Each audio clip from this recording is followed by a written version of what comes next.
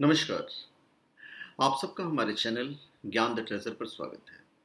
इस वीडियो में हम आपको बताने जा रहे हैं कि भगवान श्री कृष्ण काल यवन को क्यों नहीं हरा सकते थे, क्यों परास्त नहीं कर पा रहे थे या क्यों नहीं परास्त कर सकते थे। सिर्फ काल यवन की वजह से ही भगवान श्री कृष्ण को रणछोड़ कहा गया है, मतलब युद्ध से भाग जाने वाले। पर यहां भी भगवान श्री कृष्ण की नीति थी। तो सबसे पहले तो हम आपको ये बता दें कि काल यवन कौन था। काल यवन जन्म से ब्राह्मण था, लेकिन कर्म से असुर। काल यवन ऋषि शेषीरायन का पुत्र था। गर्ग गोत्र के ऋषि शेषीरायन त्रिगत राज्य के कुलगुरु थे और उन्होंने भगवान शिव की तपस्या की थी और उनसे एक अजय पुत्र की मांग की थी।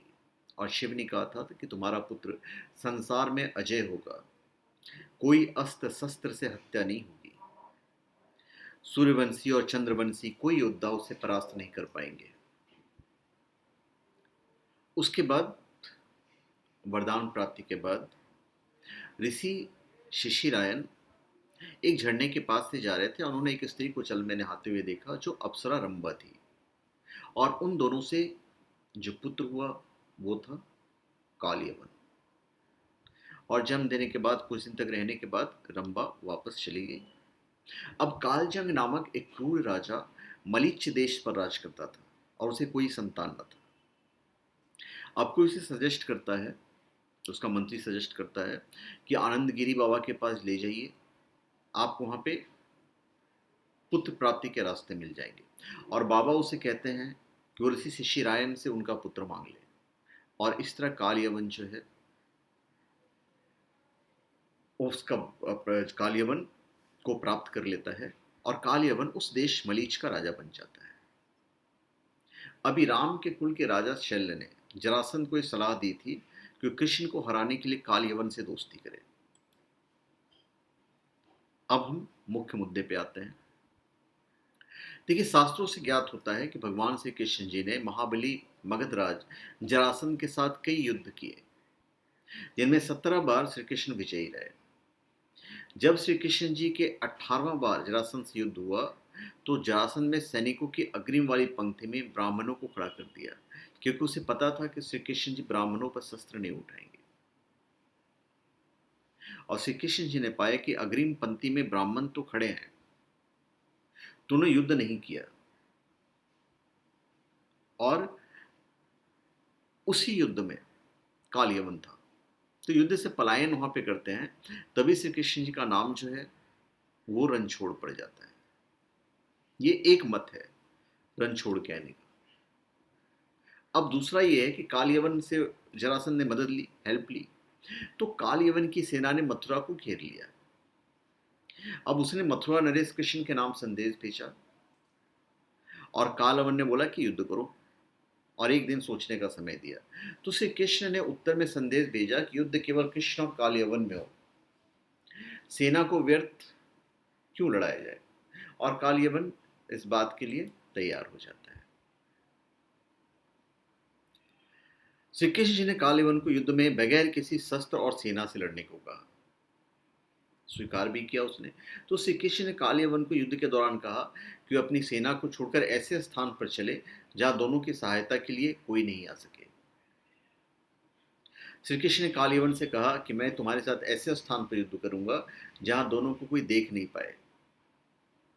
भगवान श्री कृष्ण काल यवन को अपने पीछे लेकर एकांत की तरफ बढ़ते हैं। एक तरह से वहां भी वो युद्ध में जब भूमि पहुंचते तो वहां से भागना शुरू कर देते हैं। तो ये भी कारण है रणछोड़ कहलाने का। ये उनकी लीला थी, उनकी अपनी नीति थी। अब श्री कृष्ण अपनी लीला दिखा रहे थे, काल यवन उसके पीछे चला जा रहा था। उसे हमेशा ऐसा लगता था कि वो कृष्ण को पकड़ लेगा, अब वो कृष्ण को पकड़ लेगा। अभी एकांत स्थान पर पहुंचने पर श्री काल यवन जी कृष्ण जी से कहा कि अब तो एकांत आ गया है, चलो युद्ध करते हैं। इस पर श्री कृष्ण जी ने कहा कि यदि एकांत आ गया है तो अब उनको भागना चाहिए। और श्री कृष्ण यहाँ भी भागने लगते हैं और काल यवन भी श्री कृष्ण के पीछे उनके पकड़ने के उद्देश्य से भागता है। और काल यवन श्री कृष्ण जी को पीछे से आवाज लगाता हुआ जा रहा था कि आप परम यशस्वी हैं, मेरे साथ इस प्रकार से युद्ध को छोड़कर जाना उचित नहीं है। अब भागते भागते श्री कृष्ण काल यवन को एक गुफा में प्रवेश करवा देते हैं और स्वयं को छिपा लेते हैं। अब जब काल यवन गुफा में प्रवेश किया तो उसे एक व्यक्ति सोते हुए दिखाई दिया। तो उसने सोचा कि ये श्री कृष्ण है, लेकिन वे तो राजा मुचुकुंद थे। मुचुकुंद। काल यवन ने पैरों की ठोकर मारकर सोए हुए मुचुकुंद को श्री कृष्ण समझकर जगाया। जब राजा मुचकुंद निद्रा से जागे, उन्होंने देखा कि काल यवन ने उनको ठोकर मारकर जगाया है, तो क्रोध के साथ काल यवन को देखकर वो उसे भस्म कर देते हैं। अब काल यवन के बारे में बताना यहाँ पे मुकुचुंद के बारे में बताना बहुत ज़रूरी है कि भाई वो कौन थे। अभी एक बार इक्ष्वाकु वंश के बानदाता के पुत्र राजा मुचुकुंद देवताओं की सहायता के लिए दानवों से युद्ध करने देवलोक पहुंच गए थे। उन्होंने देवताओं का साथ देकर दानवों का संहार किया, जिसके कारण देवता युद्ध जीत गए।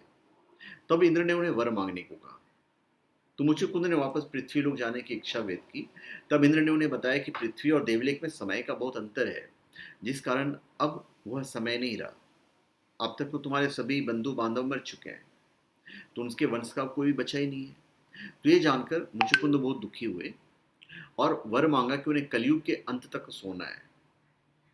तब इंद्र ने मुचुकुंद को वरदान दिया कि किसी धरती के निर्जन स्थान पर जाकर सो जाएं, और यदि कोई तुम्हें उठाएगा तो तुम्हारी दृष्टि पड़ती और भस्म हो जाएगा।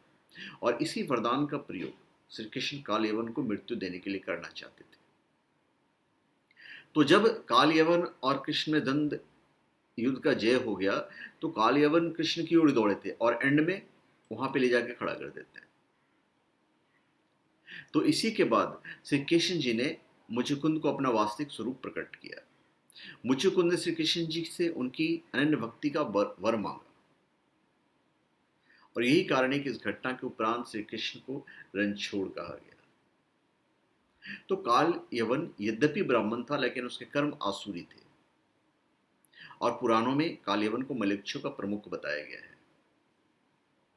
तो यही वजह था जिसकी वजह से भगवान श्री कृष्ण को रणछोड़ कहा गया, रणभूमि छोड़ते हैं।